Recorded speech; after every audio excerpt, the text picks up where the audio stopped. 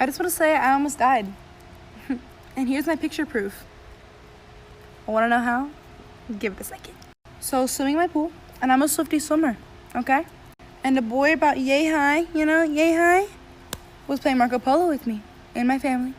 He said Marco, I said Polo, and I swam underneath that boy. That boy, being yay high, kicked my head on accident into the drain at the bottom of the deep end. Well, in those years, I had braces, and my braces got caught at the bottom of the pool, in the drain, in the deep end. Like, how does that even happen? So my braces are, like, stuck at the drain, and my body's, like, floating up, I was like, I can either die as an 8th grader or go into high school. What a choice.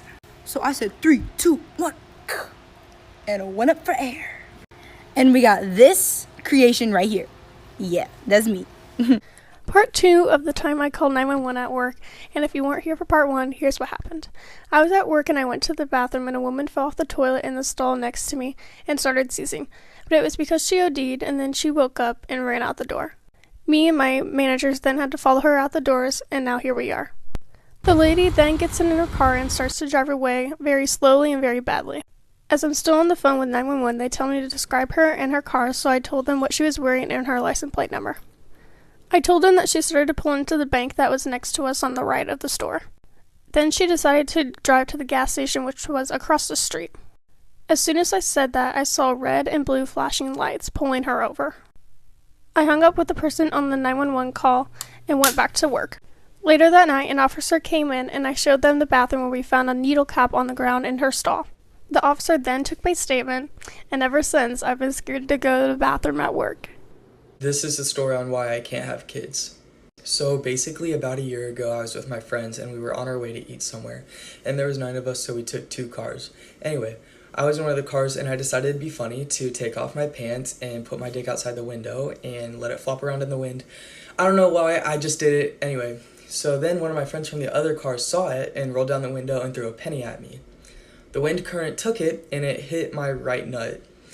So it hurt pretty bad, and I didn't say anything to anyone, and just thinking I got racked or something, the pain would go away, and it didn't go away for a few weeks. So then I told my parents about it, and I was like, I think I need to go get this checked out. So they took me to the doctor.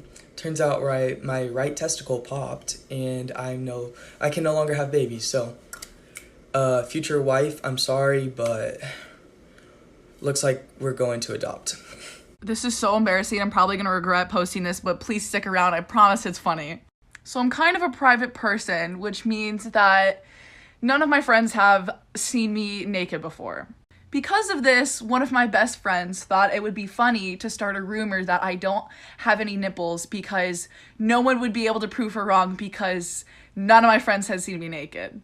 This was about 3 years ago, and it went all around school, and she thought it was hilarious, and I had nothing other to do than just say, I do have nipples, This was my sophomore year in high school, and all of my best friends were juniors, which meant they were all going to prom. And because of this, they wanted me to come too. So one of my friends, Kevin, was like, yeah, I'll ask Madison, she can come with me. So after school one day, I come out to the parking lot to find this. You don't have nipples, but you could have a prom date. This is real.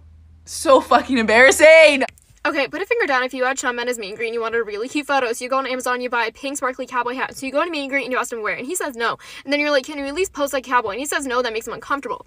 And so then you're in Q&A, and someone asks him like, what's something you would never do? And he's like, I would never not do anything. And you're like, well, actually, you don't wear my cowboy hat. And you joke about it for like a whole minute. And then you're in another city, but you're so drunk, you're at Barricade, you don't notice him asking for your hat. So then the next night you go to another city and you're at Q&A, and he recognizes you and calls you cute. And he's like, I asked you for your hat last night and you didn't give it to me, but if you give it to me tonight, I'll wear it. So that night you try to get on stage and it doesn't make it on stage, but he does wear your friend's hat that does get on stage. And then another night, or another city, he comes on stage before he even greets the crowd, he pretends to tip a cowboy hat at you. And now Shawn Mendes like knows who you are, and you guys have like an inside joke, all because of like a pink cowboy hat.